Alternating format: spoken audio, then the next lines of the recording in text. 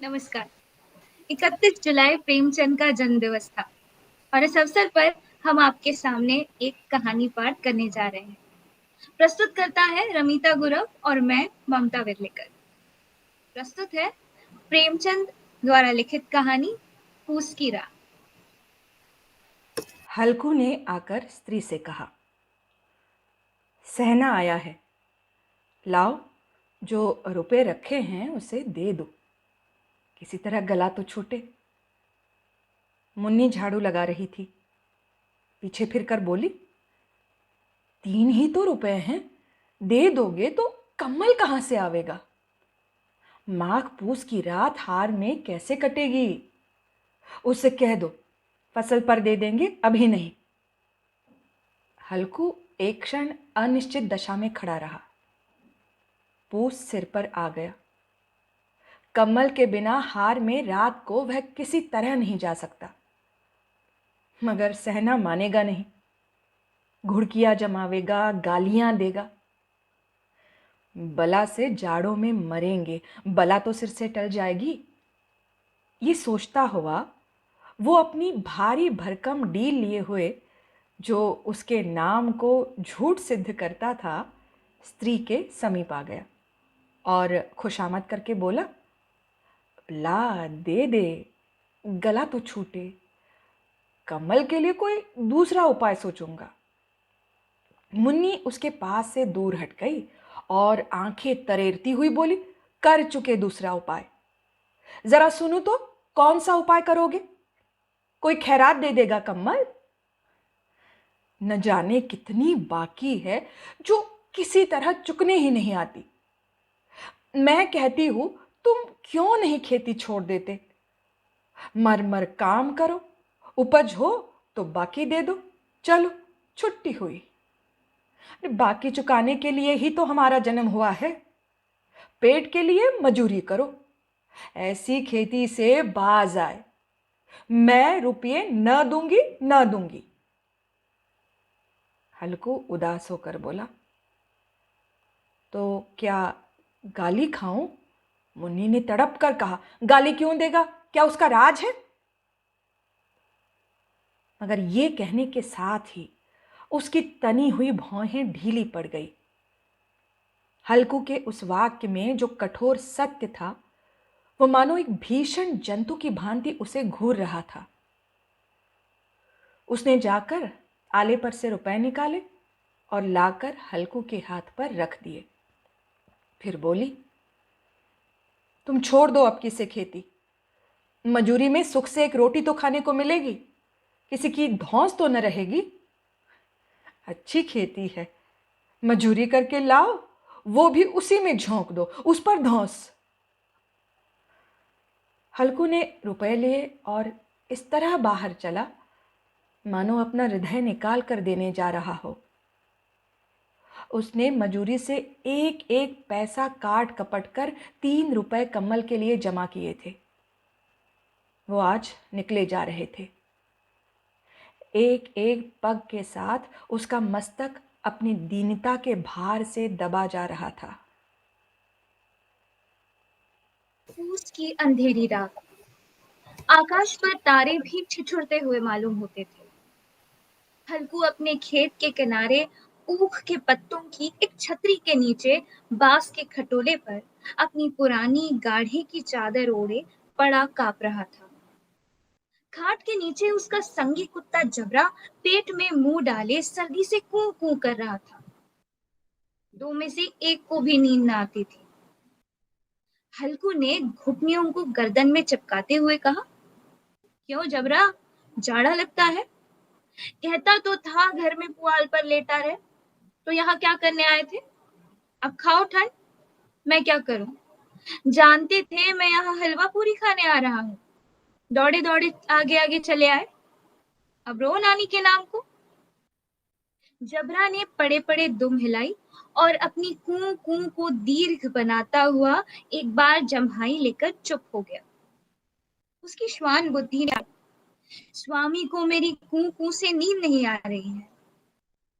हल्कू ने हाथ निकालकर जबरा की ठंडी पीठ सहलाते हुए कहा, कल से मत आना मेरे साथ, नहीं तो ठंडे हो जाओगे। ये रान पछुआ न जाने कहाँ से बर्फ लिए आ रही है।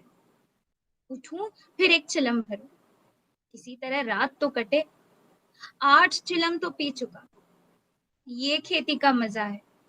और एक एक भगवान ऐसे पड़े हैं जिनके पास जाड़ा जाए तो गर्मी से घबरा कर भागे। मोटे मोटे गद्दे, लिहाफ, कम्बल। मजाल है जाड़ी का गुजर हो जाए। तकदीर की खूबी, मजदूरी हम करें, मजा दूसरे लूटे। हल्कू उठा, गड्ढे में से जरा सी आग निकालकर चिलम भरी। जबरा भी उठ बैठा। हल्कू ने चिलम पीते हुए कहा, पिएगा चिलम? जाड़ा तो क्या जाता है, जरा मन बदल जाता है। जबरा ने उसके मुंह की ओर प्रेम से छलकती हुई आंखों से देखा। हल्कू, आज और जाड़ा खा ले, कल से मैं यहाँ पुआल बिछा दूंगा, उसी में घुसकर बैठना, तब जाड़ा न लगेगा। जबरा ने अपने पंजे उसकी घुटनियों पर रख दिए और उसके मुंह के पास अपना मुंह ले गया। हल्कू को उसकी गर्म सांस लगी। चिलम पीकर हल्कू फिर लेटा और निश्चय करके लेटा कि चाहे कुछ हो, अब की सो जाऊंगा। पर एक ही क्षण में उसके हृदय में कंपन होने लगा। कभी इस करवट लेटता, कभी उस करवट। पर जाड़ा किसी पिशाच की भांति उसकी छाती को दबाए हुए था। जब किसी तरह न रहा गया तो उसने जबरा को धीरे से उठाया और उसके सिर को थपथपाकर उसे अपनी गोद में सुला लिया। कुत्ते की देह से जाने कैसी दुर्गंध आ रही थी, पर वो उसे अपनी गोद में चिपटाए हुए ऐसे सुख का अनुभव कर रहा था जो इधर महीनों से उसे न मिला था। जबरा शायद ये समझ रहा था कि स्वर्ग यही है, और हल्कू की पवित्र आत्मा में तो उस कुत्ते के प्रति घृणा की गंध तक न थी। अपने किसी अभिन्न मित्र या भाई को भी वो इतनी ही तत्परता से गले लगाता। वो अपनी दीनता से आहत न था जिसने आज उसे इस दशा को पहुंचा दिया। नहीं, इस अनोखी मैत्री ने जैसे उसकी आत्मा के सब द्वार खोल दिए थे और उनका एक एक अणु प्रकाश से चमक रहा था। सहसा जबरा ने किसी जानवर की आहट पाई। इस विशेष आत्मीयता ने उसमें एक नई स्फूर्ति पैदा कर दी थी जो हवा के ठंडे झोंकों को तुच्छ समझती थी। वो झपट कर उठा और छपरी से बाहर आकर भूखने लगा।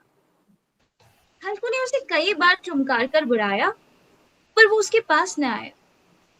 हार में चारों तरफ दौड़ दौड़ कर भूखता रहा।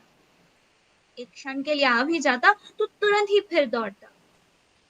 कर्तव्य उसके हृदय में अरमान की भांति ही उछल रहा था। 1 घंटा और गुजर गया। रात ने शीत को हवा से धधकाना शुरू किया। हल्कू उठ बैठा और दोनों घुटनों को छाती से मिलाकर सिर को उसमें छिपा लिया। फिर भी ठंड कम न हुई। ऐसा जान पड़ता था सारा रक्त जम गया है। धमनियों में रक्त की जगह हिम बह रहा है। उसने झुककर आकाश की ओर देखा। अभी कितनी रात बाकी है? सप्तर्षि अभी आकाश में आधे भी नहीं चढ़े। ऊपर आ जाएंगे तब कहीं सवेरा होगा। अभी पहर से ऊपर रात है। हल्कू के खेत से कोई 1 गोली के टप्पे पर आमों का एक बाग था। पतझड़ शुरू हो गई थी। बाग में पत्तियों का ढेर लगा हुआ था। हल्कू ने सोचा, चलकर पत्तियां बटोरूं और उन्हें जलाकर खूब तापूं। रात को कोई मुझे पत्तियां बटोरते देखे तो समझे कोई भूत है। कौन जाने, कोई जानवर ही छिपा बैठा हो।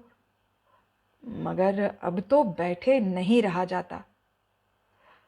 उसने पास के अरहर के खेत में जाकर कई पौधे उखाड़ लिए और उनका एक झाड़ू बनाकर हाथ में सुलगता हुआ उपला लिए बगीचे की तरफ चला। जबरा ने उसे आते देखा तो पास आया और दुम हिलाने लगा। हल्कू ने कहा, अब तो नहीं रहा जाता जबरू, चलो बगीचे में पत्तियां बटोर कर तापे। टाठे हो जाएंगे तो फिर आकर सोएंगे। अभी तो बहुत रात है। जबरा ने कूं कूं करके सहमति प्रकट की और आगे आगे बगीचे की ओर चला।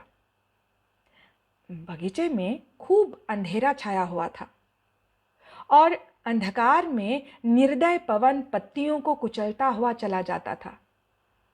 वृक्षों से ओस की बूंदें टप टप नीचे टपक रही थी। एकाएक एक झोंका मेहंदी के फूलों की खुशबू लिए हुए आया। हल्कू ने कहा, कैसी अच्छी महक आई जबरू, तुम्हारी नाक में भी तो सुगंध आ रही है। जबरा को कहीं जमीन पर एक हड्डी पड़ी मिल गई थी, उसे चिंचोड़ रहा था। हल्कू ने आग जमीन पर रख दी और पत्तियां बटोरने लगा। जरा देर में पत्तियों का ढेर लग गया। हाथ ठिठुरे जाते थे, नंगे पांव गले जाते थे और वो पत्तियों का पहाड़ खड़ा कर रहा था। इसी अलाव में वो ठंड को जलाकर भस्म कर देगा। थोड़ी देर में अलाव जल उठा। उसकी लौ ऊपर वाले वृक्ष की पत्तियों को छू छू कर भागने लगी। उस अस्थिर प्रकाश में बगीचे के विशाल वृक्ष ऐसे मालूम होते थे मानो उस अथाह अंधकार को अपने सिरों पर संभाले हुए हो। अंधकार के उस अनंत सागर में यह प्रकाश एक नौका के समान हिलता मचलता हुआ जान पड़ता था। हल्कू अलाव के सामने बैठा आग ताप रहा था। एक क्षण में उसने दोहर उतार कर बगल में दबा ली। दोनों पांव फैला दिए, मानो ठंड को ललकार रहा हो, तेरे जी में जो आए सो कर। ठंड की असीम शक्ति पर विजय पाकर वह विजय गर्व को हृदय में छिपा न सकता था। उसने जबरा से कहा, क्यों जब्बर, अब ठंड नहीं लग रही है? जब्बर ने कूं कूं करके मानो कहा, अब क्या ठंड लगती ही रहेगी, पहले से ये उपाय ने सूझा, नहीं इतना ठंड क्यों खाते? जब्बर ने पूंछ हिलाई। अच्छा आओ, इस अलाव को कूद कर पार करें, देखें कौन निकल जाता है। अगर जल गए बच्चा तो मैं दवा न करूंगा। जब्बर ने उस अग्नि राशि की ओर कातर नेत्रों से देखा। मुन्नी से कल न कह देना, नहीं तो लड़ाई करेगी। ये कहता हुआ वह उछला और उस अलाव के ऊपर से साफ निकल गया। पैरों में जरा लपट लगी, पर वो कोई बात न थी। जबरा आग के गिर्द घूमकर उसके पास आ खड़ा हुआ। हल्कू ने कहा, चलो चलो, इसकी सही नहीं, ऊपर से कूद कर आओ। वो फिर कूदा और अलाव के इस पार आ गया। पत्तियां जल चुकी थीं। बगीचे में फिर अंधेरा छा गया था। राख के नीचे कुछ कुछ आग बाकी थी, जो हवा का झोंका आ जाने पर जरा जाग उठती थी, पर एक क्षण में फिर आंखें बंद कर लेती थी। हल्कू ने फिर चादर ओढ़ ली और गर्म राख के पास बैठा हुआ एक गीत गुनगुनाने लगा।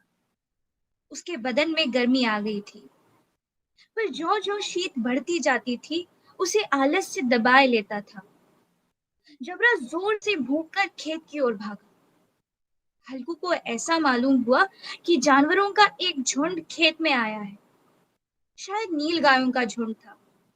उनके कूदने दौड़ने की आवाजें साफ कान में आ रही थी। ऐसा मालूम हुआ कि खेत में चर रही हैं। उनके चबाने की आवाज चर चर सुनाई देने लगी। उसने दिल में कहा, नहीं, जबरा के होते कोई जानवर खेत में नहीं आ सकता। नोच ही डाले, मुझे भ्रम हो रहा है। कहाँ, अब तो कुछ नहीं सुनाई देता। मुझे भी कैसा धोखा हुआ। उसने जोर से आवाज लगाई, जबरा, जबरा। जबरा भूखता रहा, उसके पास ना आया। फिर खेत के चरे जाने की आहट मिली। अब वो अपने को धोखा न दे सका। उसी अपने जगह से हिलना जहर लग रहा था। कैसा दंदाया हुआ था। इस जाड़े पाले में खेत में जाना, जानवरों के पीछे दौड़ना असह्य जान पड़ा। वो अपनी जगह से न हिला। उसने जोर से आवाज लगाई, लीहो, लीहो, लीहो। जबरा फिर भौंक उठा। जानवर खेत चर रहे थे। फसल तैयार है। कैसी अच्छी खेती थी, पर ये दुष्ट जानवर उसका सर्वनाश किए डालते हैं। हल्कू पक्का इरादा करके उठा और 2-3 कदम चला, पर एकाएक हवा का ऐसा ठंडा, चुभने वाला, बिच्छू के डंक का सा झोंका लगा कि वो फिर बुझते हुए अलाव के पास आ बैठा और राख को कुरेद कर अपनी ठंडी देह को गरमाने लगा। जबरा अपना गला फाड़ डालता था। नील गाय खेत का सफाया किए डालती थी और हल्कू गर्म राख के पास शांत बैठा हुआ था। अकर्मण्यता ने रस्सियों की भांति उसे चारों तरफ से जकड़ रखा था। उसी राह के पास गर्म जमीन पर वो चादर ओढ़कर सो गया। सवेरे जब उसकी नींद खुली तो चारों तरफ धूप फैल गई थी और मुन्नी कह रही थी, क्या आज सोते ही रहोगे? तुम यहाँ आकर रम गए और उधर सारा खेत चौपट हो गया। हल्कू ने उठकर कहा, क्या तू खेत से होकर आ रही है? मुन्नी बोली, हाँ, सारे खेत का सत्यानाश हो गया। भला ऐसे भी कोई सोता है? तुम्हारे यहाँ मड़ैया डालने से क्या हुआ? हल्कू ने बहाना किया, मैं मरते मरते बचा, तुझे अपने खेत की पड़ी है। पेट में ऐसा दर्द हुआ कि मैं ही जानता हूँ। दोनों फिर खेत के डांट पर आए। देखा, सारा खेत रौंदा पड़ा हुआ है और जबरा मड़ैया के नीचे चित लेटा है, मानो प्राण ही न हो। दोनों खेत की दशा देख रहे थे। मुन्नी के मुख पर उदासी छाई थी, पर हल्कू प्रसन्न था। मुन्नी ने चिंतित होकर कहा, अब मजूरी करके मालगुजारी भरनी पड़ेगी। हल्कू ने प्रसन्न मुख से कहा, रात को ठंड में यहाँ सोना तो न पड़ेगा। धन्यवाद।